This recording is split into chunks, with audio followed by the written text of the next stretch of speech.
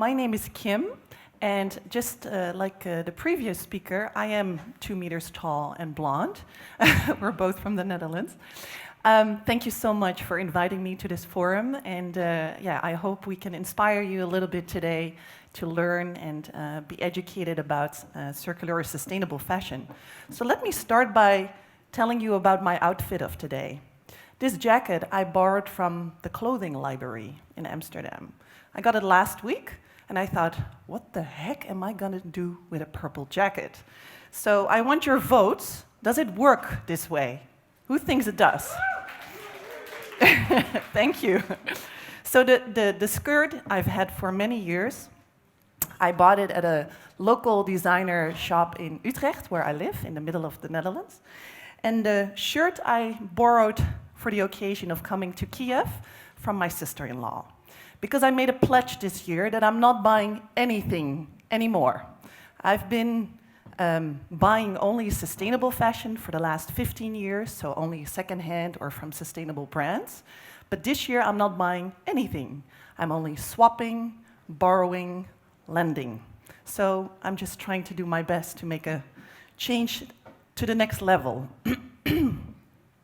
So this is my introductory question to you. Can you imagine that we will grow our clothing in our backyard in the future? And actually, I just proposed to our next speaker, an entrepreneur in circular food, I said, can we not merge our sessions? Because maybe there's a really interesting cross-sectoral discussion that we can have on the benefits of merging the food and the fashion supply chain. But I'll come to that a little bit later. So let me start. 20 years ago, I was a fashion design student. This photo is taken backstage. I was modeling for a graduation show. And you can see that my drawing skills were not very good. So there was no future for me to become a fashion designer. So I took a different path. I graduated with a master in organization and cultural theory. And then I became an entrepreneur. So in 2005, we founded the first eco-fashion store in the Netherlands, in Amsterdam. And it was called the Joy Store. Joy meaning your own identity. Because fashion inherently is about identity. It's about expressing who you are, trying to fit in with a certain group, while also wanting to maybe distinguish yourself from that group. So there are a lot of identity questions there. And the cool thing about this store is that it started as an awareness campaign, then became a nonprofit, and then became an LTD, so a company. And what we did is that we occupied empty store spaces in the city of Amsterdam. So we were more like a guerrilla pop-up store. And even though that concept, I think, now is much more known, back in 2005, I think we were quite new in this landscape. Then I also spent 9 years abroad, outside of the Netherlands.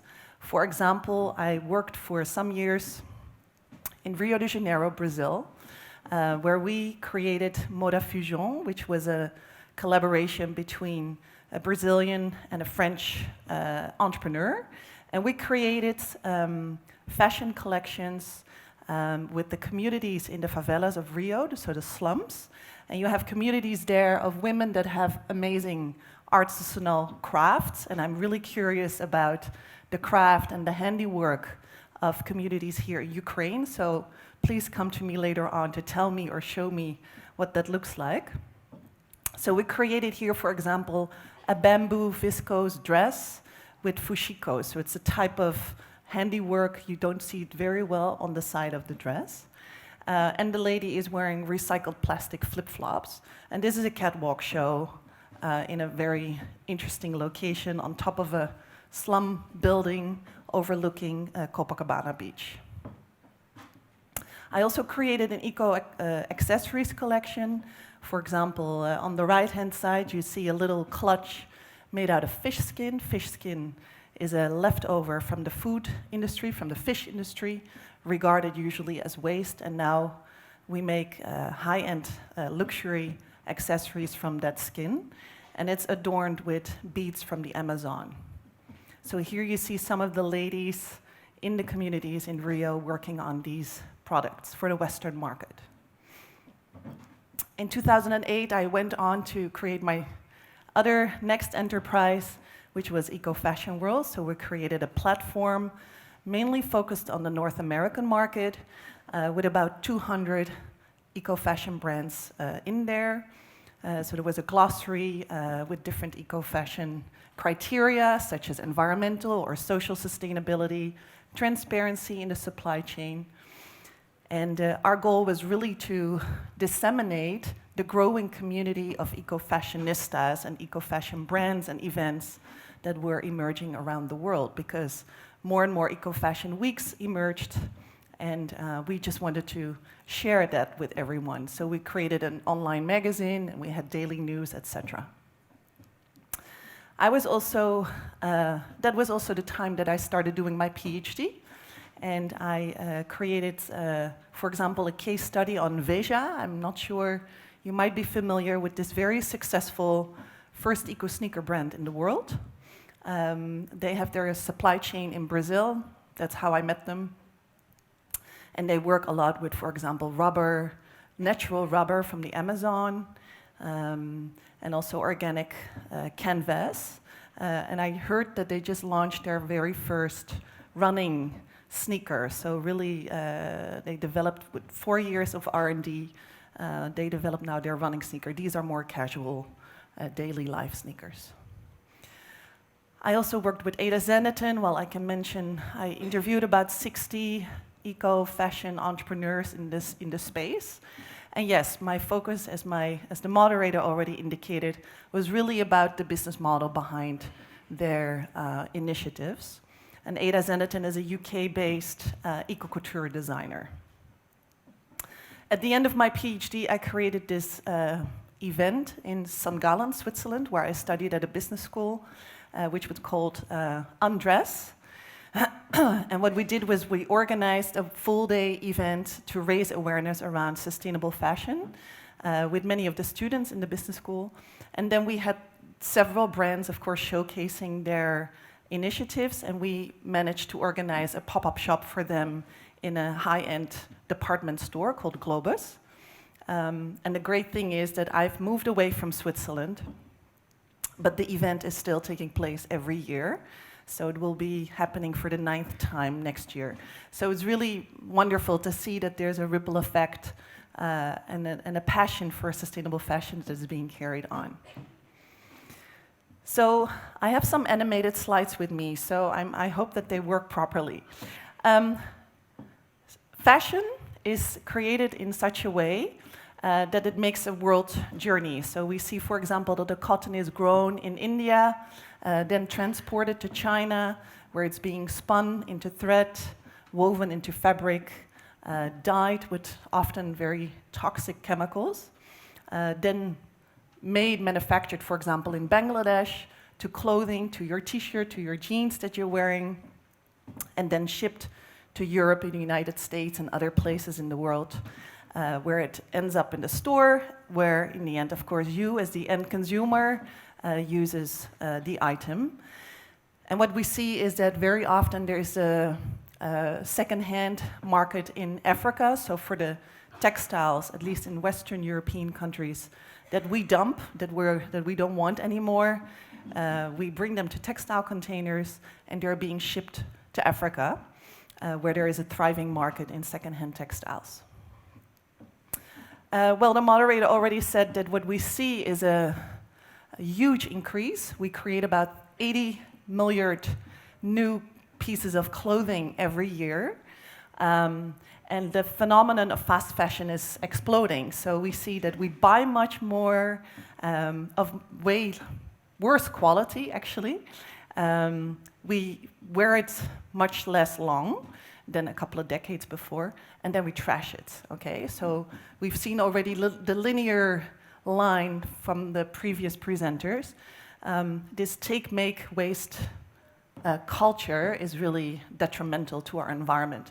All of that together makes the fashion industry the second most polluting industry in the world after oil.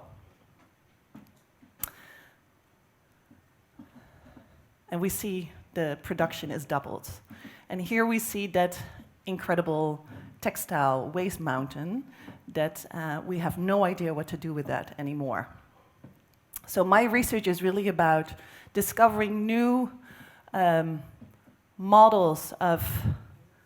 business models of creating sustainable fashion, like, for example, that is embodied, materialized in the clothing that I wear today. Models like, well, the sharing economy was just mentioned, sharing, lending, borrowing. And just like we saw with construction materials, we need to look at clothing and textile materials to create new resources out of it. So to really see these material streams as so incredibly valuable that we want to bring them back into the loop, as is shown in this animated. I really like this simple graph because it depicts basically the transition we need to make from the old system to the new system. So we're currently in the top graph, so the old system, where we create items and then they become trash.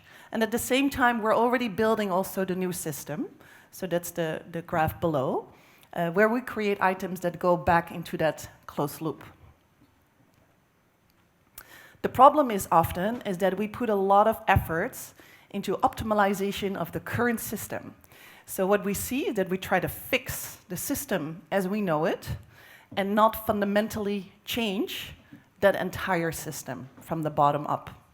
So one example is that we, in textiles, develop a lot of certification criteria, but so many by now that it's, I don't know how to express that in English, through the forest we cannot see the trees anymore, right? So it's very confusing, especially for the end consumer, that thinks, okay, so what dress is now the proper dress to wear? Does it need to be fair trade or GOTS certified or BCI cotton? Or so this is very complicated.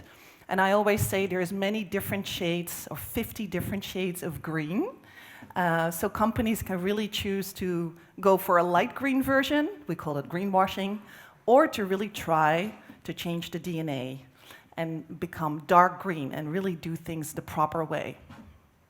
Because what we need to do with creating this new system is not do fixing or doing things a little bit less bad, as it is today.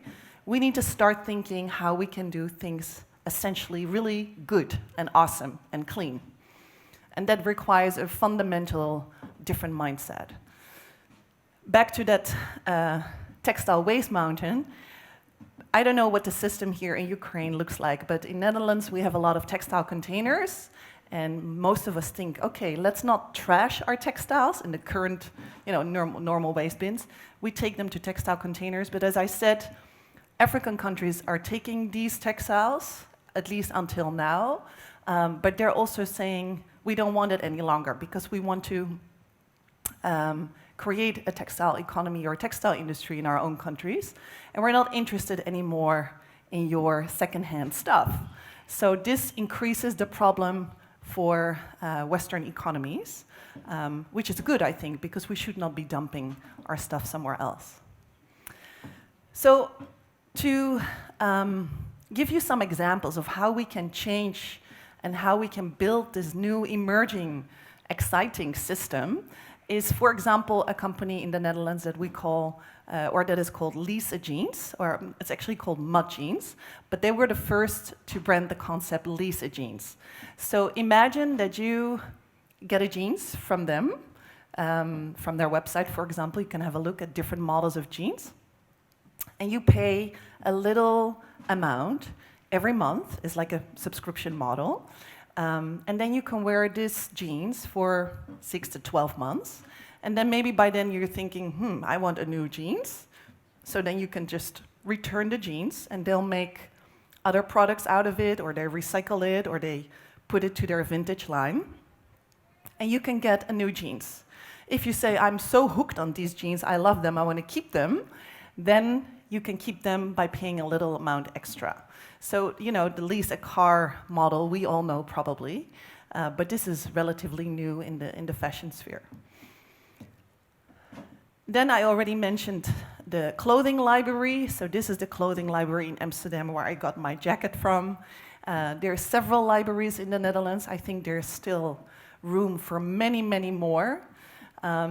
So yeah, this is a model that can work also quite nicely, and that really is about extending the use phase of a garment instead of trashing it and buying something new. And of course, the interesting thing here also is that we don't want ownership anymore, right? So we want, at least I want to just look cool and nice and beautiful, as my son says. Well, he says, "Mom, you're beautiful, but you're not cool." Anyway. So I don't want an exploding wardrobe that I cannot manage, you know? I just want to have flux in my wardrobe. I want to have a flow in my wardrobe. I want variety. So how cool is it that you can go to a place that you can use as a walk-in wardrobe, and you don't need to collect a lot of stuff in your own house? And what we find is that, for example, with the digital generation, and I think there's many people in the room here that are part of that, the selfie culture, as we call it, the Instagram culture, is that a lot of people buy a new item, make a selfie, put it on Instagram, and take it back to the store without wearing it even more often. Interesting, don't you think? So why would we then still want to own stuff? And what we can do is deriving inspiration from nature in designing these new systems. So I'm a huge fan of biomimicry, because when we look at nature, we can really learn how to do it right. It's very simple. I saw yesterday from the plane, forgive me, I came by plane, but I saw your beautiful Indian autumn forests already coming. It's the start, of course. In a few weeks, it will be much more colorful. But isn't it amazing that the leaves that are falling on the ground in this season, they don't cause pollution of the soil, but they're nurturing that very soil? You know, how wonderful would it be if we can design factories as a forest? And I know that there's companies actually doing that as we speak. They're designing such factories. So when we're looking at technologies for recycling or extending use phase, we're still actually dealing with how we perceive textiles as we know it today. What about if we take that inspiration from nature and start designing new material categories in a completely different way? And that's what we're doing with Wageningen University in the Circular Fashion Lab, where we combine the work of we collaborate with artists, designers, textile material scientists, but also biotechnologists and plant sciences, and biologists and bioprocess engineers to make new types of textile materials, such as, for example, this piece of silk that is dyed with bacteria, with living bacteria. You have to know that dyeing processes are incredibly polluting. Maybe you've seen movies around the fashion industry with the blue polluted rivers, people that are, well, I don't want to bother you with the terrible stories, but these chemicals are really bad for human and planetary health. So this new way of dyeing textiles with living organisms is revolutionary, we could say. But there's more examples. This dress was made by a designer as part of a research project on creating new types of fibers from seaweed combined with plastic soup from the ocean. And what you see here is a time lapse of 30 days where the dress basically degrades. So the idea is that this dress can return to the soil, okay? And there's many more examples that we have. We make currently textile materials out of mushroom, out of algae, out of even manure from the meat industry. Well, I can go on. And if you wonder, like, okay, this sounds very science fiction to me, when can we see these types of materials in the store? This photo was taken in April this year, and it's the new H&M exclusive conscious collection, where they used and you see it in the shoulder of the jacket. Let me see if I can here. This is made of Pinatex, and that is pineapple leather.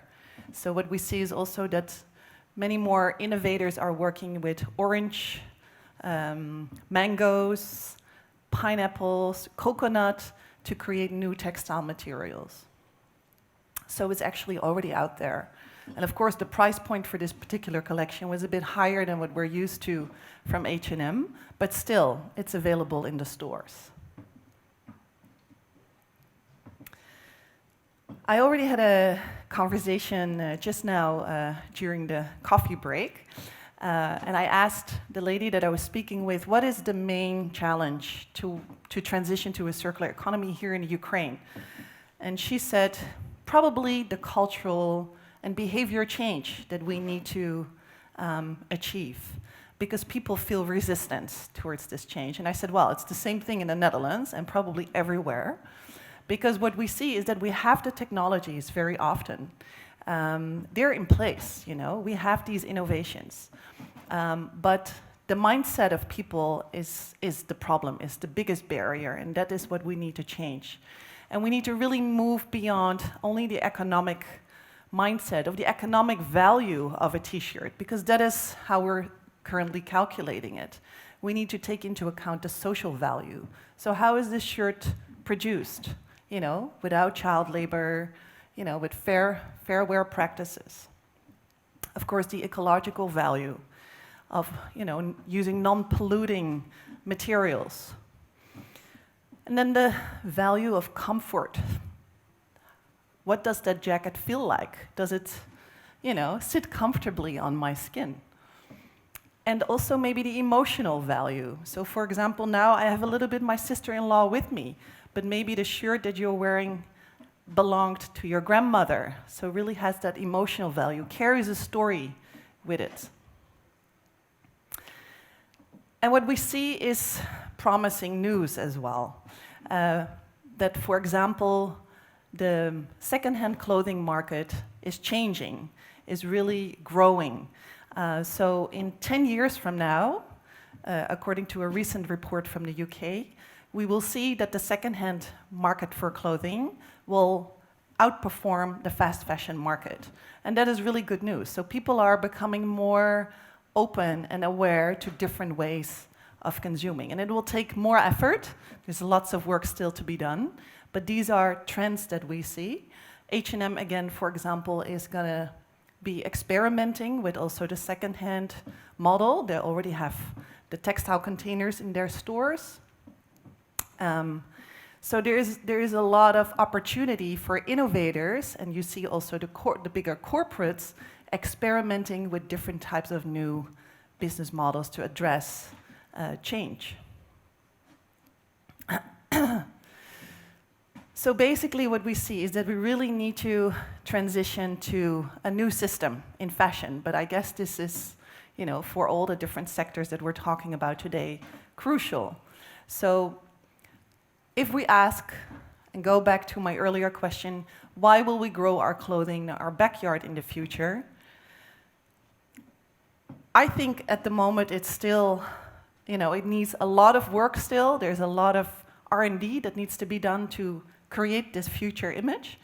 But last year when I took my children to an exhibition where all these types of new materials were exhibited, we walked out and my son, he's 9-year-old, he said, "Mom, are we really then gonna wear this jacket made of broccoli from our own garden in the future?" And I said, "Yes, of course." So that's it. Thank you.